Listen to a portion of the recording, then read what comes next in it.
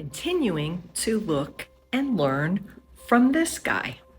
And I know many Christians and non-Christians and Satanists, all eyes are on him, because you go from being so dark, the Church of Satan, to Jesus. It reminds me of someone we see in the Word of God.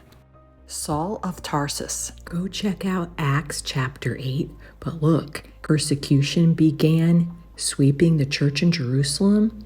And then it says, but Saul, he was going everywhere to destroy the church, and he went from house to house, dragging out both men and women to throw them in prison. He thought he was doing service to God. They weren't free to share about Jesus. You know, we may not all agree, but we should all have the freedom to share what we believe. And then you can decide for yourself who you want to believe, who you want to follow spiritually.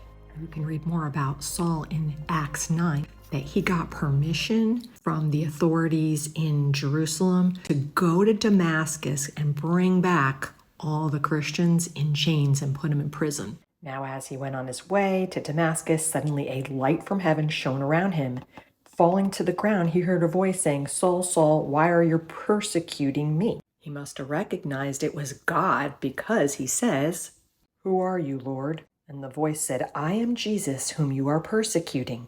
But rise and enter the city, and you'll be told what to do. When he rose, he couldn't see. After some time went by, the Christians in the Bible, one minute they hear of Saul coming after them, trying to kill them or bring them in prison. And then the next minute they hear that he's following Jesus. But it scared them. They weren't quick to believe it.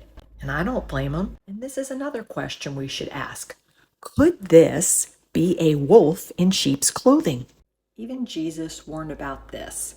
After he talks about, there's a way to heaven and there's a way to hell, he says, beware of false prophets who come disguised as harmless sheep, and he refers to people that follow him as his sheep, but are really vicious wolves. And then he goes on to tell us how we can identify them, those vicious wolves. It's wise to be sure